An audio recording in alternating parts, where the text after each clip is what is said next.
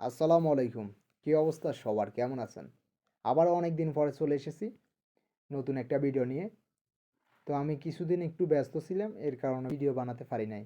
তো আজকে থেকে আবার ভিডিও বানানো শুরু হবে। তো আজকের এই ভিডিওতে কথা বলবো কিভাবে ফেসবুক পেজের টেমপ্লেট চেঞ্জ করতে হয়। তো চলুন দেখে আসি। তো এর জন্য আপনারা প্রথমে চলে যেতে হবে ফেসবুকে। ফেসবুকে আসার পর এখান থেকে থ্রি ডট অপশনে ক্লিক করতে হবে। তো এখানে আসার পর আপনার যে পেজটির টেমপ্লেট আপনি চেঞ্জ করতেছেন ওই পেজটিতে ক্লিক করবেন। তো পেজটিতে আসার পর এখানে উপরে মোর অপশনে ক্লিক করবেন।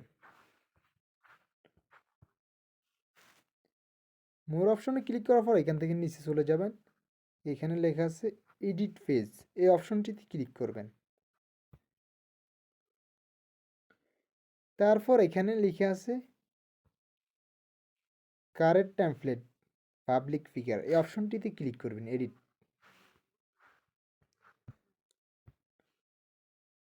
তো এডিট অপশনে ক্লিক করার পর এরকম একটি অপশন চলে আসবে। তারপর আপনার যদি কোনো বিজনেস থাকে আপনি এই টেমপ্লেটটি ইউজ করতে পারেন, অথবা এখানে নিচে আরও টেমপ্লেট আছে, এখান থেকে আপনার যে টেমপ্লেটটি পছন্দ হয় ওই টেমপ্লেটটি ইউজ করতে পারেন, অথবা আপনার যদি একটি শপ থাকে এই টেমপ্লেটটি ইউজ করতে পারেন। ভিডিও টেমপ্লেট আছে, বিভিন্ন টেমপ্লেট আছে। তো তো আপনি চাইলে এখানে ভিডিও টেমপ্লেটটি ও ইউজ করতে পারেন।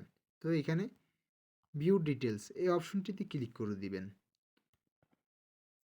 এখানে ক্লিক করার পর এখান থেকে অ্যাপ্লাই টেমপ্লেট এই অপশনটিতে ক্লিক করে দিবেন।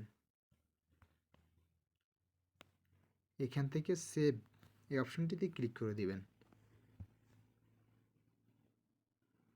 তো এখান থেকে বের হয়ে আসবেন।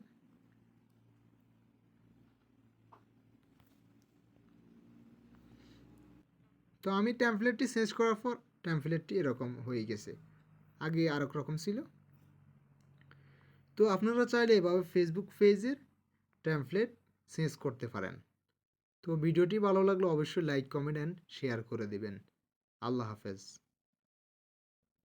আপনি যদি আমাদের চ্যানেলে একজন নতুন দর্শক হয়ে থাকেন তাহলে আমাদের চ্যানেলটি সাবস্ক্রাইব করে দিন এবং পাশে থাকা বেল আইকনটি অন করে দিন।